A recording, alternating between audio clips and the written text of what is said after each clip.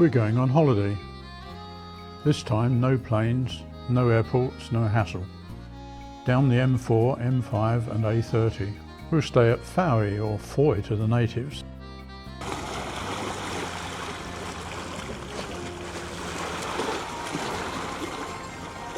We're self-catering in the cider house. This is part of a converted barn. Foy is on the River Foy estuary. It was a fishing port at one time. It has narrow streets normally jammed with traffic.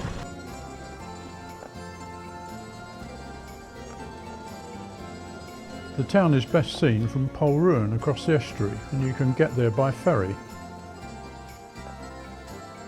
Landmarks are the 14th century church and the tower of Tower Place House, home to the Treffry family since the 13th century.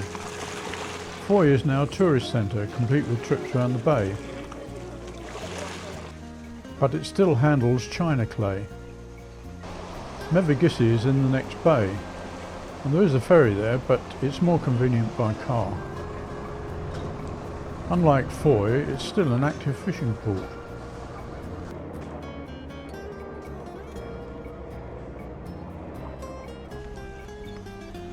The birds certainly seem to know all about this.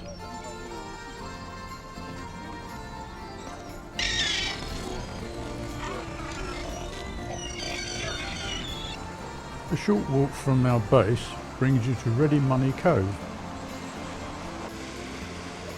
It's a typical Cornish sandy bay,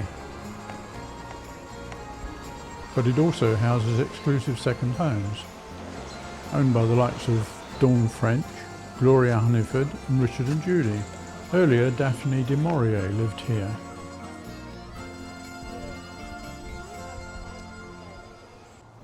For our next trip, we went to a stately home. Lanhydrock has a huge gatehouse, and the property dates back to the early 16th century. From that time, it was home to the Robarts nobility until 1953, when it was bequeathed to the National Trust by the 7th Viscount Clifton. Like all National Trust houses, you can't film inside, but it does have impressive rooms, and it has a gallery housing a Steinway piano, which produced the accompanying music. In the grounds, there's a 15th century church, a thatched cottage, and a church-like barn. The grounds are notable for their topiary and formal flower beds.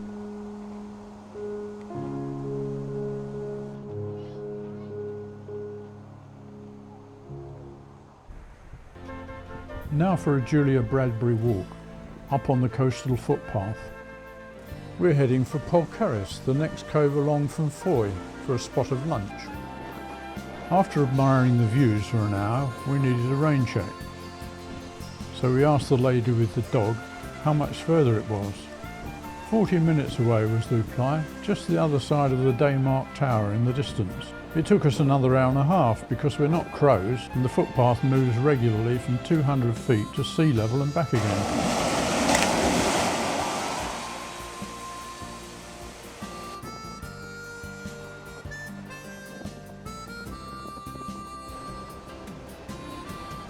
The dog lady's advice to return via the fields and the pig farm was accurate, and we were relieved to see our local upmarket bus shelter next to the cider house. We'd covered over 6 miles. Now for a trip to the Lost Gardens of Heligan. These were restored in the 1990s and are in the grounds of Heligan House, home to the Tremaine family for 400 years.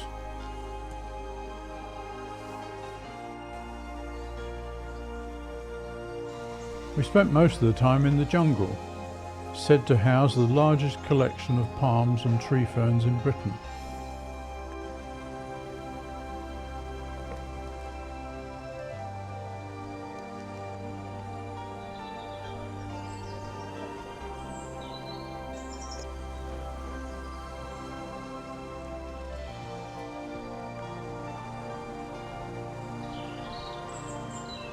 We did have a look at the Italian garden.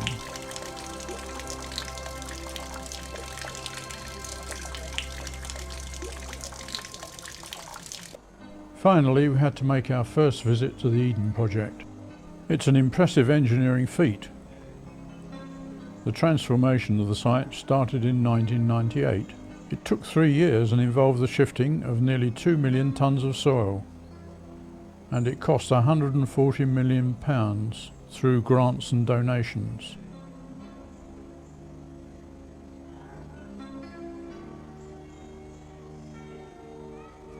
Eden is an educational charity, and the core building is the instructional centre, housing, among other things, a giant Heath Robinson nutcracker.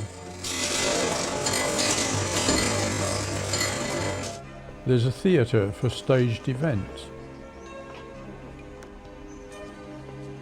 As well as the 2 main indoor biomes, there is the outdoor biome with flowers, vegetable plots, and examples of the multiple uses for plants.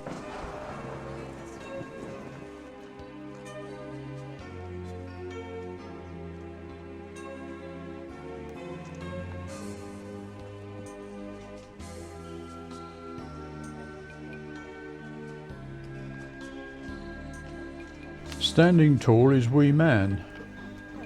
This is constructed from the 3.3 tonnes of electrical and electronic waste which the average person would discard during their lifetime.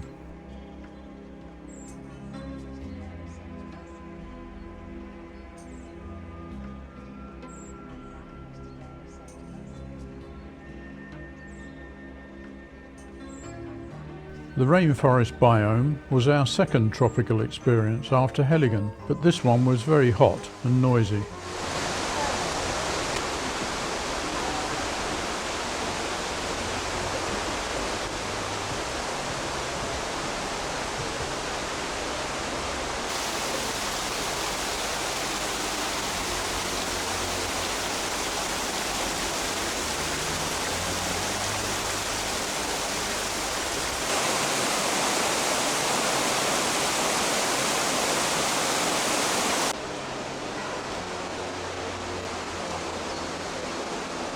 The Mediterranean biome also has plants from California and South Africa. The Bacchanal has maenads dancing around their bull god Dionysus, supposedly illustrating the bad effects of intensive agriculture.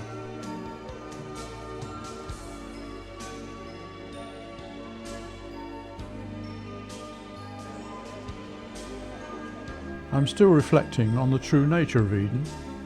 Is it an engineering showcase, a place of environmental pilgrimage, or a theme park? Perhaps it's all three. Anyway, back to the cider house and then home. It's good to see that the UK can still provide an enjoyable holiday.